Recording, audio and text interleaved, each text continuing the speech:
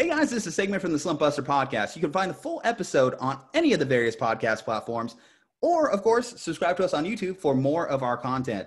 Other than that, guys, sit down, bust a slump, and enjoy. Okay, moving on to the next team in that division. They actually did have some breaking news as of today. So Sean McDermott officially signed a 6-year extension to be the head coach further with the Buffalo Bills. The Buffalo Bills have been a franchise that seems to be on the right track.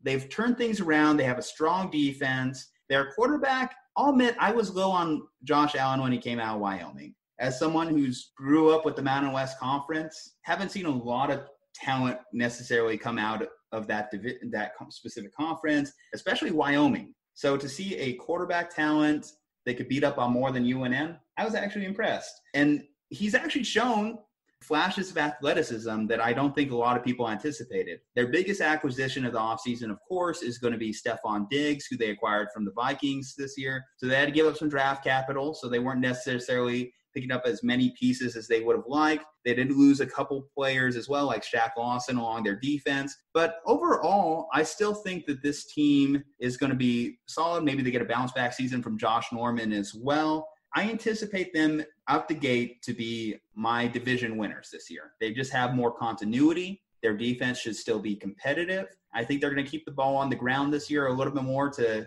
allow Josh Allen to do more things with his legs, with his athleticism, not necessarily go all Baltimore with it, but we did see flashes of it with the playoff game last year that, hell, they were even sending Josh Allen to run routes. I like the Bills this year. I really do. Out the gate, I'll admit my prediction for them. I had them going 10-6, which isn't a fantastic record for most division winners, but it's enough to get number one in the AFC East. Kyle, you want to start this one off?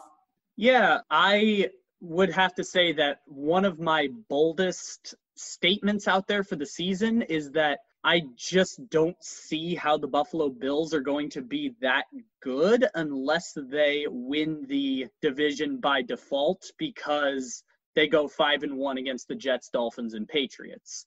Like that's a real possibility, but I just don't think they're going to be as good as they were last year. First of all, they had the number 2 defense in the league last year, according to Pro Football Focus. And defense is super volatile in the NFL. We've seen it regressions year after year after year when you talk about the Bears, the Eagles, the Jaguars, the Vikings, the Seahawks. Like year after year, defense isn't necessarily consistent. And yes, they bring Josh Norman in on defense. Yes, they'll have a fully healthy Ed Oliver, unlike last year. And yes, Tre'Davious White doesn't opt out of the season. But counting on them to have another top 3 defense when there are a lot of good defenses in the NFL this year is, I feel like, a bit of a stretch and something that a lot of people are putting stock in when they make predictions about the Buffalo Bills potentially winning like 12 or 13 games this year, and having them be like legitimately elite. I would reserve that more for a team like the Colts. I think a little bit of that is faith in the coach, though, because McDermott has been a consistent guy. His one bad decision, of course, was that one week he decided to bench Tyrod Taylor in favor of, oh, God, I can't even remember his name. Peterman. The Peterman. There we go. The GOAT. How could I forget the name of the GOAT, Nathan Peterman? As a meme expert, that guy is a god for me. The legend of Nathan Peterman shall exist forever. But you brought up a good point right there with McDermott, and more so than people have faith in the coach, I feel like people have faith in the quarterback. And I don't see why, because yes, people like making the Lamar Jackson comparisons, but Josh Allen had the lowest completion percentage, not just last year among starting quarterbacks, but over the last 4 seasons among starting quarterbacks. And we see the difference now between having an accurate quarterback and an inaccurate quarterback.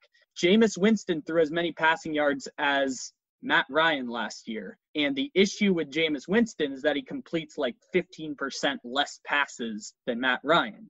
Matt Ryan is a guy Falcons fans argue is a Hall of Famer. Jameis Winston's a third stringer on the Saints. So no matter what, Josh Allen's going to have to improve the accuracy, regardless of how good he can run the ball or how athletic he is or how far he can throw a football. I just don't think he's going to do it. And I think that come 2021, Buffalo's going to disappoint and they'll be in that quarterback market potentially for a Dak Prescott or another rookie quarterback, whatever it'll end up being, and that's going to be their problem. What about you, Bob? How do you feel about Josh Allen? Do you think he is a quarterback that the Buffalo Bills can count on long term? I do. I see the Bills going 11-5 this year.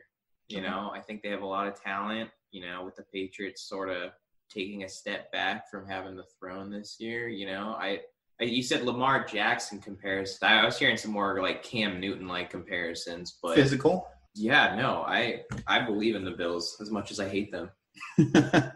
Well, you know, you would hope that that fan base definitely believes in their team. They will dive through a table that is lit on fire and covered in barbed wire for this team. Well dressed as Santa Claus.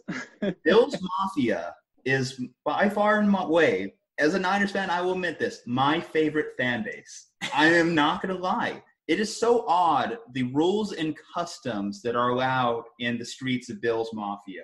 Bills Mafia is the only place where it is okay to slam your wife through a table. That is the craziest thing about that franchise. Throwing dildos onto the field. And throwing dildos onto the field and other sex paraphernalia. This franchise is wild. The only difference between them and Philly fans is they don't just riot for everything. They're actually a pretty chill, crazy fan base. They're self-contained. They keep it in the tailgate lot. They know what they're doing. They haven't had much to celebrate either. Yeah, I don't know if you folks have seen, of course, the East 60 documentary, Four Rivers. Highly recommend it. It is a tough watch. It details all four of those Super Bowl losses consecutively. Highly recommend it. E60 always does a good job. And just empathy. If you are empath, that's why they're so driven to madness. That's what makes Bills Mafia that. If you saw your team lose 4 straight Super Bowls, are you telling me you wouldn't jump through a table? You wouldn't want to jump out the nearest window you saw?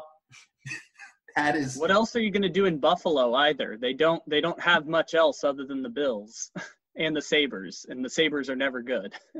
Play around in the snow, visit Toronto.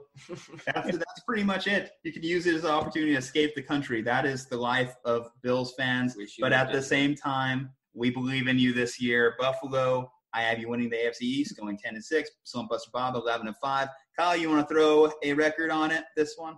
I don't have a record just because, again, they can go 5-1 against the AFC East and win the division. But, I mean, I look at them, I'm like, that's a 7-win team. But they play in a division that's not very good. So they might just magically get their way or luck their way into 10 wins this year. But roster-wise, I feel like they're a 7-9 team. The Patriots managed to work that 5-1 against the AFC East for years.